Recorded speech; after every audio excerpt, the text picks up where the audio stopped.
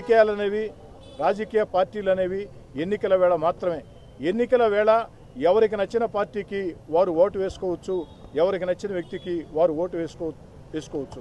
ఎన్నికలు పూర్తయిన తర్వాత మాత్రం రాజకీయాలకు అతీతంగా ముందుకు సాగాల.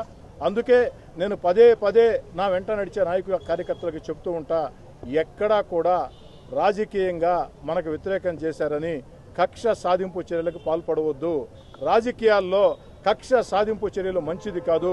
రాష్ట్ర ముఖ్యమంత్రి చంద్రబాబు నాయుడు గారైనా, ఉప ముఖ్యమంత్రి జనసేన అధినేత పవన్ కళ్యాణ్ గారైనా, యువ నాయకుడు నారా లోకేష్ గారైనా పదే పదే చెప్పేది ఒక మాట, వైఎస్ఆర్ కాంగ్రెస్ పార్టీ నాయకులు వేధించారని, సాధించారని, అక్రమ కేసులు బనాయించారని, దాడులు చేశారని, మనం కూడా అధికారంలో ఉన్నామని అదే పని చేస్తే వాళ్ళకి మనకి ప్రజల దృష్టిలో తేడా లేకుండా పోతుంది. అందుకే ఎక్కడా కూడా తెలుగుదేశం, జనసేన, బీజేపీ కార్యకర్తలు